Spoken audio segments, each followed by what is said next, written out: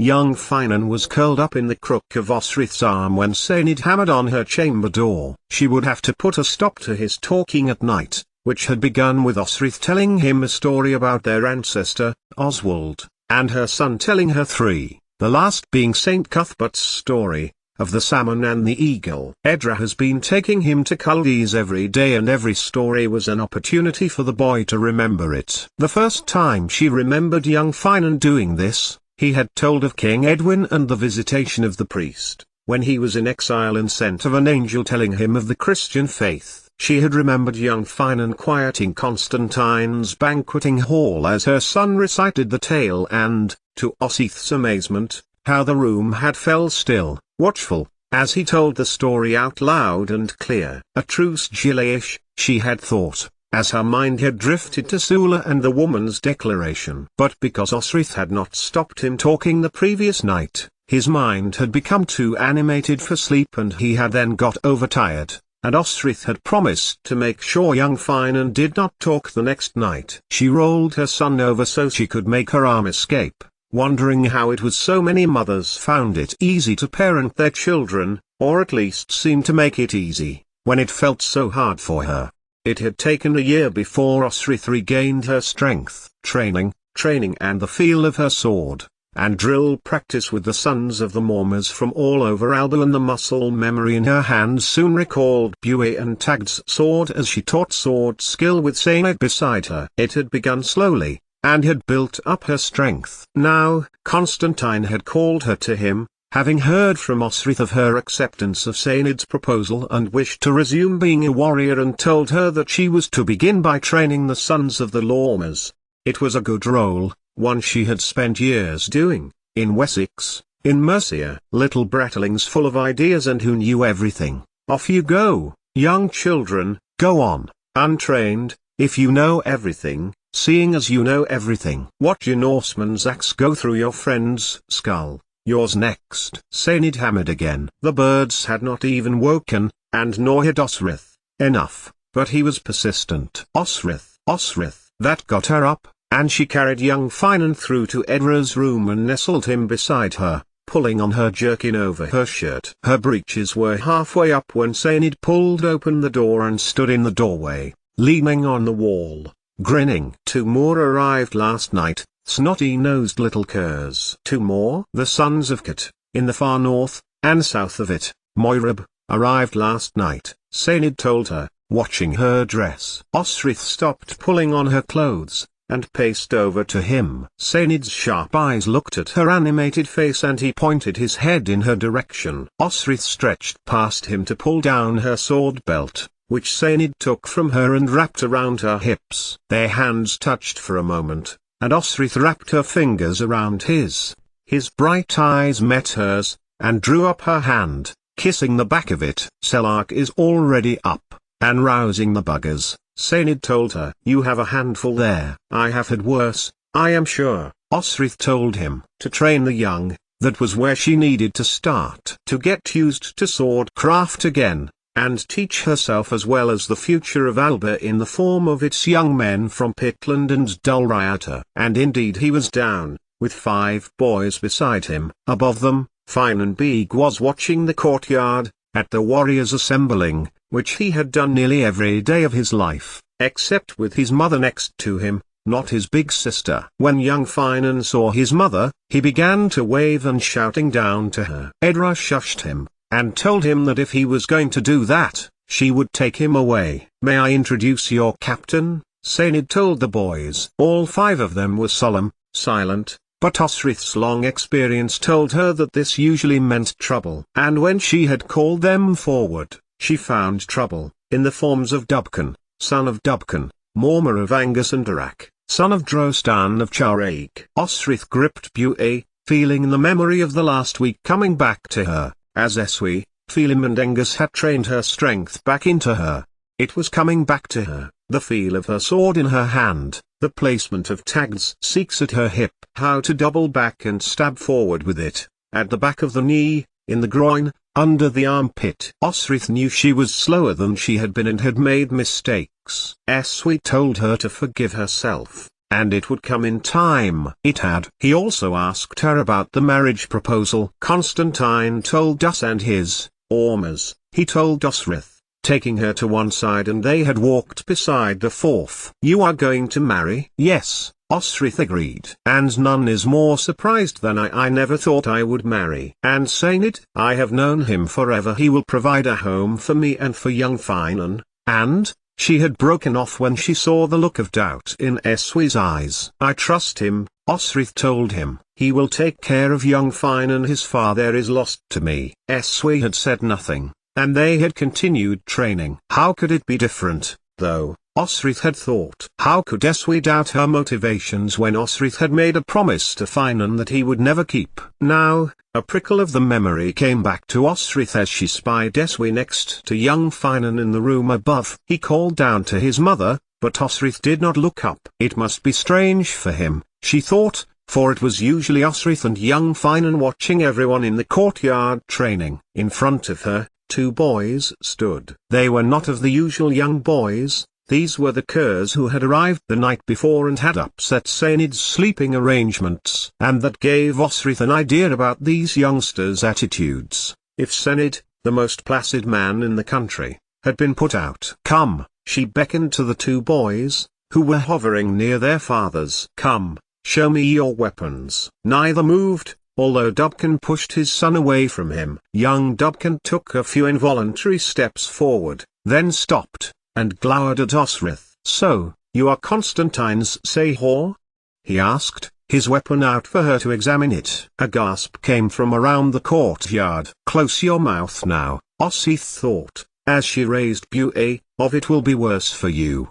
Behind him, Dobkin, Mormor of Angus, took a step and hit his son hard around the head, looking embarrassed. But it did not deter young Dobkin, and he swaggered towards Osrith, the bare skin draped around his shoulders. I heard that, the king's father, and at this young Dobkin looked to Constantine and nodded an acknowledgement, captured you and gave you to his son. Young Dobkin looked up to young Finan, and you have been on your back, opening your legs, since.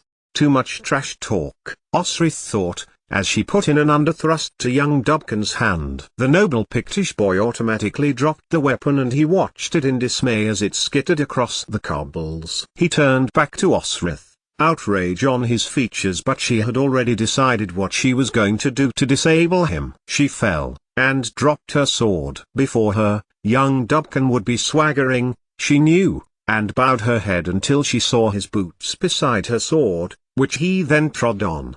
You see? He was boasting, no woman can, but Osrith was reaching for Tag's seeks as she leapt for his ankles. Young Dobkin fell to the dirt as she kicked his shins, and Osrith drew up the blade. She nearly had him, but he had managed to push her over. He swung a punch, which hit Osrith in the face, but at the angle he was swinging, young Dobkin had no power behind it. Osrith took up her blade and made to stab towards his chest, but then thrust herself to one side, feigning a stab to the back of his knees. Young Dobkin fell over once again, and Osrith was on her feet again, having looped Bu'e into her other hand. She stood over the young nobleman, both blades aimed into his torso. He looked up to her, then let his head sink back down in defeat. Yes, Osrith murmured as Dobkin crossed the courtyard towards his son. Yes, I am a Merchoyer there, a Kugless, a grey outsider. But I am the outsider who will show you how to fight the Say. Young Dobkin made to reach for his blade and Osrith let him. He tried to stab her but his blade passed over shoulder, missing any chance to harm her. Osrith stood back. Well, it hit me, Osrith mocked him as young Dobkin got to his feet. But I am not cut. Tell me, is your blade one that Comsil himself blessed? Around them, many in the crowd laughed as Osrith paced around him. And, as you like Comsil so much, here is she stood on his chest, 3 prayers to our God on high. Osrith opened up her arms as Constantine's bishop did. Please give young Dobkin another chance, because he isn't really a Kushite after all. Cromjub knew about this, am I right? This earned much more laughter, and she stepped off young Dobkin's trust, waving her fingers around the handles of her blades as if to encourage the joke. She knew a little of Comsil, for she had listened to young Finan tell them to her night after night, and there were many useful moral tales to be known, or maybe that was the point with Comsil. I may be called many things, some of which are true, Osrith added, to the faint tinkle of a laugh around her, but you, Cushite, are an idiot. Dubkin crossed the stable-yard and wrenched his sword from the floor. He glanced backwards to Osrith, said nothing. And you? The second princeling looked terrified as he looked across to Osrith, his arm shaking as he held a long-handled axe out to her. Name? Yuunst, of Dondhia, he stammered. You. But time for speaking over. Osrith made to swing her sword towards the shaft of the axe, but instead, her sword fell to her side. Come, at me, Osrith instructed. Yuunst looked to one side and the other, before raising his sword, and giving the loudest battle scream Osrith could imagine in such a slight child. She parried, and just about brought the sword around. He thrust into nothing, but turned back, and tried again. It took Osrith just a few minutes more to unsword the boy, making sure she treated him nobly, as he had treated her. Insults before battle were expected. Personal insults from princelings had crossed the line. So Osrith wanted everyone to see, the Mormers, Eswi, Constantine, even Edra, who would probably be watching with young Finan from his rooms, that respect begat respect. And he had learned on the third parry not to turn so late, that a swift double back was worth the effort, for Yuunst had nearly unbalanced her.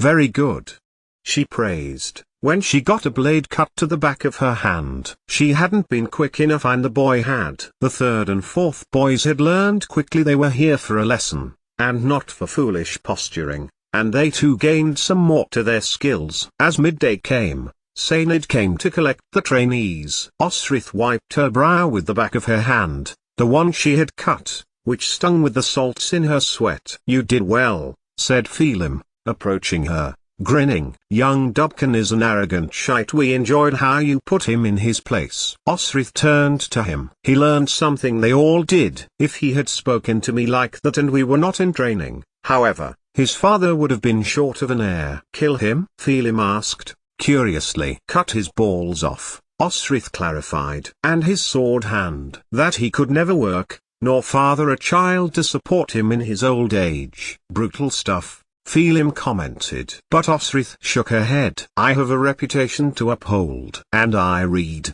what I can, when I can. That is the punishment that was meted out to failed gladiators. They were an insult to their emperor. That little bastard in waiting was insulting King Constantine. Through me, it would have been my duty. I hope that he learns the easy way, for his sake. It was the effort of the day making her talk like that, Osrith knew, but there was a kernel of truth in it. She had had a child, and she was not as strong as she had been. This meant her justice with respect to Constantine had to be infallible in order for these young boys, who would soon be men, to know her, and respect her. Nothing else mattered. I'm here because King Constantine wants to see you immediately, Phelim told her. Osrith got to her feet. She wondered why, but it didn't take long for her to find out. You are to go to Mercia, to Brunanburh again, Constantine told Osrith, as she stood before him. A quick glance from Eswi told her he was serious. You owe your time to Mercia. Begin there. I am told there is an influx of Norse heading down the Meuse in order to settle in the west of Northumbria. The lady is in need of assistance and, according to my treaty with her, she must have it. Lady, Osrith wanted to spit. Lady? But then, noticing Senid, standing beside his cousin, was watching her, it would be as well for their marriage to earn the years from the lady's service as quickly as possible. Phelim, Eswi and Engus would be with her, she supposed, and she would get the lie of the land from Elfrith and Miral. Brunanburh was the fortress already built, and a brief sting of sadness cut at her heart. This would be the first time she would be leaving young Finan. He would watch his mother ride away to war. Those thoughts in her head, Osrith stepped forward on cue as Constantine beckoned her to him, standing up and facing her, as if equals. Then, he bent his head to her ear. I want to know what is settled about the king of the Ofuic now Guthard is dead. Owain is to come with you. He stepped back, and Osrith did too, and for the first time she saw that, beside Angus was the heir to the Strathclydian throne. "Constantine, you think it wise?" Words, the like of which she might utter in moments of intimacy while he lay beside her, came out of Osrith's mouth before she could stop them. She stood still, as the audible gasp from the direction of Constantine's warriors filled his throne room. But the king of Alba merely smiled, and held up a hand, nodding as a small whisper had begun in this now impromptu court. "You care for the boy, I understand this," Constantine told her. "And I have already lost Ildup." "Is this wise, you ask?" He got to his feet again. Osrith felt her heart move. It was the first time, to her knowledge, that he had mentioned his second son, who had drowned just over 2 years before. Constantine would have Edra's marriage alliance with Anlaf, and Selarch was his heir, Malcolm, Domnall's son, now next. But he wanted a united Alba, and to get that, he needed Owain to submit, or at least to bow in fealty. Once Strathclyde was Dyfnwal's no longer. And it was true, the boy did need battle experience. But really, battle experience in Mercia, where his uncle Eadwulf, who had indeed yielded Gwynedd to Hywel and extinguished the house of Aberfraw, would desire him back, not least for ransom purposes. She had promised Anna Ord she had plucked him from Nysinlai to sail the long way back to Pitland, so precarious was his position in the top left-hand corner of Wales once his grandfather died.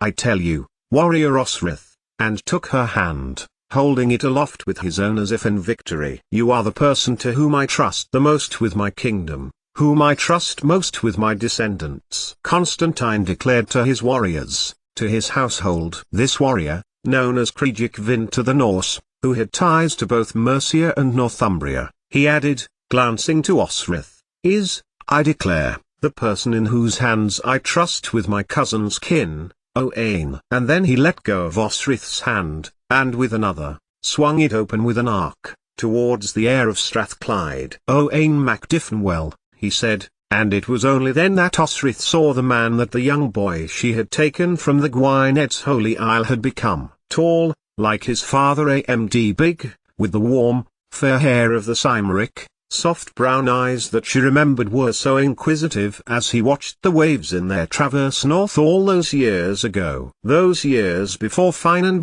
had been born. Looking at him now, Osrith was saddened at the time she had missed, with the nobles of Alba, with the politics. Had she been a man, it would have been a woman who had given birth to young Finan. She would have been able to return to her role as warrior immediately after his birth, immediately after his conception, she supposed, while someone else did all the work. And she had missed out on so much, so many chances of command. So she would not miss out on this one. Osrith glanced at Constantine, who was still speaking, and attuned her ears to his words. With warriors Osrith, Felim, Angus, and Eswi, to Cester, to aid the Mersons. "Lead the Mersons," Osrith told him, turning confidently towards her king. Constantine stopped talking, and did not protest at her interruption. "I have command responsibilities in Mercia." She glanced to the Gaelish and Pictish warriors before her,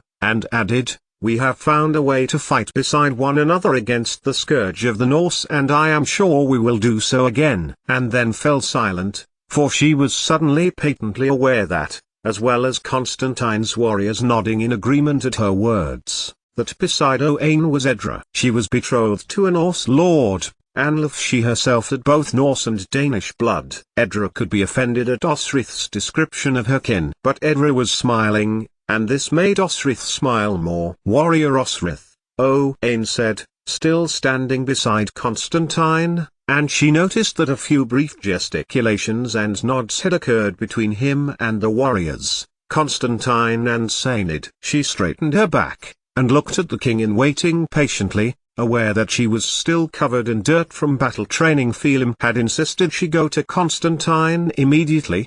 "Warrior Osrith," Owain repeated, and as he spoke, Osrith knew that if she had felt any hostility at all in mentoring Owain, it would have melted under his words, humble and honest, as he spoke as if to entreat her. I am in need of counsel, in both politics of our southern neighbor and in battle training. He glanced to Constantine, who nodded briefly as if encouraging the prince to speak on. I would be honored to learn in your stead, as a warrior beside your other warriors, those of Pitland. He nodded to Phelim and Eswi, and the Gales, to learn beside the Mersons as we hold off an invasion of our lands. He bowed his head. To learn from my kin, daughter of Gwyddulth of House Arian of Wst. Please grant me a position beside you, honorable warrior, that I may learn my skill. It took a few moments for Osrith to realize the hush in the throne room was because she was being waited on for an answer. She resisted the urge to nurse her head, to touch her forehead with her hand in wonder at where her wit was now. Osrith had changed, that much she knew, and she was still getting used to those changed things she relied upon before, such as her decisiveness in issues surrounding war, and was now perturbed to think that her mind did not operate in the same way as it had once done. But that was something to consider in the future. Now, her king was calling on Osrith to be his delegation in Cester, at a critical point where many Norse were invading the country. She was needed. Her mind worked on, and knew what she had to do. Osrith opened her mouth to speak, just as a ripple of some sort passed between Constantine and Owain, and back to Senid, though she had no idea what. She turned, and looked just above the future king of Strathclyde's eyes, a trick she had learned that meant he thought she was looking directly at him, but in fact it was a ploy to help her concentrate. If I may, Lord King? Deferring to Constantine was a good move, she considered. Just as he was in the process of nodding, Osrith continued. My being out of the arena of war for some time, I still think of you as the stripling who came back to his homeland. You are a grown man now, with the desire to honor your father, the King of Strathclyde, and your kin, our kin, she added, making sure everyone in the hall heard. What would Urien think if I did not fulfill a kinsman's desire, bring honor to his land? Osrith took a few steps forward until she was much closer to the young man. He had grown to the height his father, and she had to look further up than she had imagined. Prince Owain, it is I who am honored. The hush descended again, the few snatched comments from the warriors falling to nothing. For King Constantine was now standing between them. Then, it is settled. He looked between Owain and Osrith, before resting his eyes on her face. You will leave tonight with my delegation for the Lady Ethelfled. Tonight? Osrith breathed, and her heart beat faster, her thoughts immediately falling to young Finan. And a second thought told her not to betray what it was about to tell her onto her features, but the king was probably testing her reaction at the prospect of leaving her son. I may speak to you, Lord King? Osrith told him. But it was not for this matter, or at least, a different matter for young Finan. When the court had been dismissed and Sainid had closed the throne room doors behind himself, Osrith looked at Constantine gravely. I cannot take Finan Beeg, she told him. He cannot come with me. And Constantine raised a hand and took a few steps towards her, though not as close as he usually might. He was taking her betrothal to Sainid seriously, then, Osrith mused, and suddenly yearning for the closeness they once had. He will stay here, of course, Constantine assured her. Dunnottar is his home as far as I am concerned. He has no other, until he goes with you and Sainid, to Berwick. He watched as relief shone on her face. Thank you, Constantine, Osrith told him, then put out a hand. Constantine took a moment before taking it, holding it gently, not pulling her close, not trying to feel for her body. Tell me, she added, what am I there for, in Mercia with Ethelfled? What intelligence do you need? As much as you can give me. In reality, you are honoring our tripartite agreement. But Aethelstan, through his father and his aunt, grows in ambition, and I can foresee a time when I, or Selark, or Malcolm, will have to defend Alba from incursions, from acquisition. And those people we rely on as allies now may not be the same people we rely on in the future. Other allegances hold, he added. And Osrith agreed, to Constantine then, and in her own mind as she rode off with the 4 warriors towards the east, through Diffenwill's land, to track down through Caeligwylid and south towards the Merse. Young Finan had cried when she had told him she was leaving to fight a battle, but at the end of it, holding Edra's hand. Her son had stood silently. She had kissed and loved him, and had turned to wave before focusing on the road ahead of her, refusing to turn back again to wave, for she did not trust that she would not abandon her errant mount and run back towards the boy. He lived there now. This was his home, all he knew. And what Osrith was doing, whatever it would end up being, paid for his keep. It was a business transaction after all. But it did not stop Osrith feel a lurch of sadness in her stomach, which she held as they passed the low hills near Scone, and which Eswi had noticed, prompting him to ride closer to her. "Do you feel unwell, Osrith?"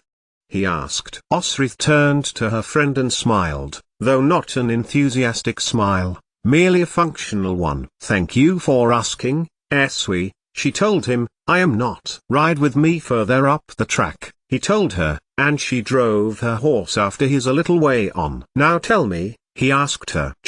I feel different to before I birthed young Finan," she told him. "I cannot rely on my body anymore, nor my thoughts. What I was used to, what was me, is no more." "I see no difference," Eswi told her. "You are Osrith, the Gaelish warrior. You have done many brave, many mighty things, and you will do so again. This is your first campaign since young Finan was born. It's bound to feel strange if you are out of practice." He leaned across in the saddle and added, in a low voice, "You will remember how to be a warrior quicker than you realize." And with that, Osrith turned her head, then gave the signal for Eswi to slow his horse to her pace to let Phelim and Angus and Owain catch up with them. "And that was about?" Owain asked. Osrith turned, ready to berate him, as an officer would to her rank and file. Then she realized Owain probably did not know how to be, as a warrior, as a novice. It would be up to her to teach him. "Only that we wish to reach your father's kingdom tonight," Osrith told him, then glanced at Phelim and Angus, her look telling them that she was in charge once more. "Then what are we waiting for?" Angus asked her, and all five of them accelerated to a gallop as they passed across Constantine's fields, the evening sun lighting their way west. 88,888,888. 3 days later, and Osrith's party, who had travelled the road out from Caeligwylid unharassed by either Northumbrian, Mercian or Norseman, were met about a mile from Cester by a tall young man on horseback, flanked behind by 3 other warriors. When he called for their leader, Osrith rode forward, watching the man's dark hair that fell in waves to his shoulders, pale grey eyes searching her face, and she fought her mind to think why the man was so familiar to her. It was only when she saw Aldhelm that she knew it was Aethelstan, who did not smile, but acknowledged Osrith with careful respect, and told her, when she had told him she had been sent by Constantine to honor the tripartite agreement that stood between him and Ethelfled, that his aunt had not yet arrived at the city. They rode to the city, Osrith introducing Owain to Aethelstan, whom he acknowledged with the same rigid formality as he had done Osrith. But at that moment, she didn't feel she could care about Ethelstan's manner, for to her right were her Gaelish and Pictish warriors, with one Strathclydian prince to her left were Elfrith and Miral, her dearest Mercian comrades, Aldhelm, Ethelfled's loyal man, riding next to Aethelstan, giving short glances behind him and then low-volumed words to Ethelfled's nephew. Long gone were the days when Aethliad, Ethelfled's husband and previous lord of Mercia, had ordered him to Saltwick to murder his wife. Osrith had ridden after him to prevent him from carrying out his master's orders, which Aldhelm had no intention of following. Osrith had found, and under the gateway to the city itself they passed, allowing the first 2 horses carrying Aldhelm and Aethelstan to pass unhindered, but bunching tightly to funnel the warriors, even Miral and Elfrith, into single file. It was soon to be clear why. "Miral and I can handle the horses," Elfrith told Osrith and her men. "You should come to help," he added, addressing Osrith, and resting untrusted eyes onto Phelim, Angus and Owain. "Come with me," Aethelstan urged. "Your captain can join you in due course." Osrith didn't watch as they trooped towards the city's hall, a 3-story affair guarded heavily, just further up Cester's main street. It was too much to ask her Mercian warriors to find natural fraternity with the warriors of the north, They had fought together once, against the common enemy, crying out in unity for the greatest whore in Christendom, and they would do again, for the Norse were to be stopped flooding into the east of Northumbria. Too many of their number and they could begin to take cities on sheer strength of number, so they would be comrades again, Osith considered, as she hurried to the stables with her one-time captains, who she had soon outranked. Firm friends, rather, Osrith told herself. Even after 4 years, neither looked much different, although Elfrith was greying at the temples and Miral seemed to have more wrinkles than she remembered. How she must have changed to them, though, and she was glad when Miral had got the horses in, and bolted the door behind them. There has been a conflict with Norse just outside Momkista, Elfrith told her, after greetings had been exchanged. Big claps on the back, and hugs from Osrith, because big claps on the back for 20 years of serving side by side was unthinkable. Ethelfled feels their number means that we are on the back foot. He glanced towards the stable door as some of the travel-weary horses snorted. We don't have long. As emissary for the King of Alba, you will be required at the hall, and we should take you promptly. Elfrith glanced to the door, squinting his eyes as he peered through the crack, before turning back to Osrith. You are to help us quell the incursions of the Norse from Dublin.